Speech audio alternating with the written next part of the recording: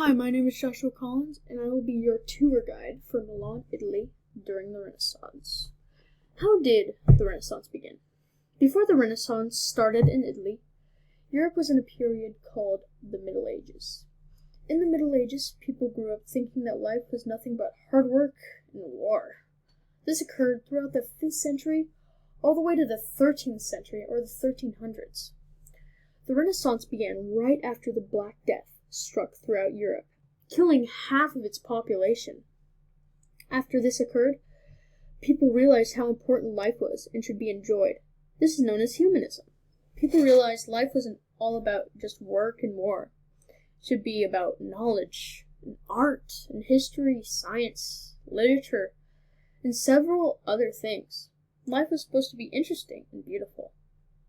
In the late 1300s, Florence had become a rich city. Wealthy merchants and businessmen had the money to hire artisans and craftspeople. This inspired competitions among artists and thinkers. Art began to flourish, and new thoughts began to emerge.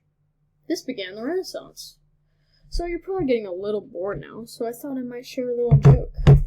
Which painting is never happy? The Moaning Lisa. Now. Anyways, back on topic. Leonardo da Vinci was a very important person in Milan.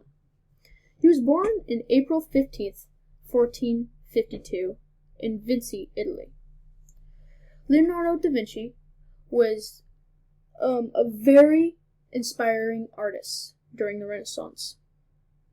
He created several works of art, like the Virgin of the Rocks, the Last Supper, and the Mona Lisa. Although he was a painter, he was also a sculptor, an architect, an inventor, a draftsman, and a military engineer.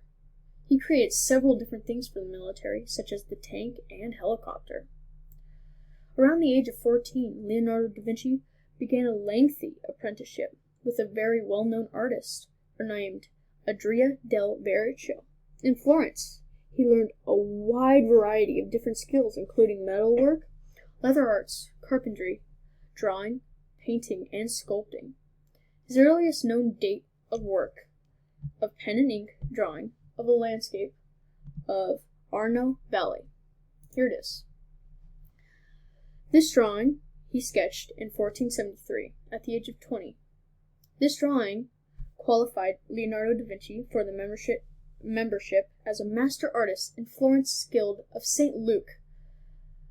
From that, he established his own workshop, but he still was with his teacher for an additional 5 years and collaborated with him. After this, he went on to create his own amazing works of art. The next place I would like to show you is right here. This is the Duomo Cathedral. The Duomo Cathedral began construction in 1386 by 3 different architects: Leonardo da Vinci, Donato Bramante, and Giulio Romano. Duomo Cathedral was built and dedicated to Saint Mary of the Nativity. Duomo Cathedral was supposed to be astonishing and amazing, and it was supposed to be beautiful for the people around. It was supposed to be one of the largest churches, and is still the 5th largest church today. It has the most statues in the world inside of it. It has 3,400 statues, 135 gargoyles, and 700 figures all around the Duomo Cathedral. It's still not finished today, and it took thousands of workers just to try to build it. The final place I would like to show you is St. Maria del Grazie. This is a church which holds one of the most famous works of art by Leonardo da Vinci. Here it is again, and here is the painting that Leonardo da Vinci painted. It is the Last Supper. It is in the St. Maria del Grazie, and this painting depicts the Passover dinner during which Jesus Christ addresses the apostles and says, "One of you shall betray me." George de Varcia, in 1568, said this about Leonardo. He said, Leonardo imagined and has succeeded in expressing the desire that has entered the minds of the apostles to know who is betraying their master. So in the face of each one may be seen love, fear, indignation, or grief, at not being able to understand the meaning of Christ, and this exceeds no less astonishment than the obstinate hatred and treachery to be seen in Judah.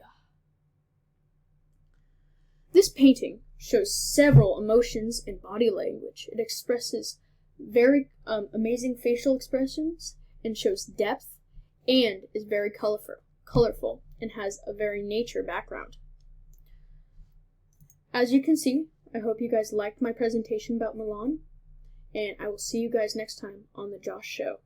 That's all, folks.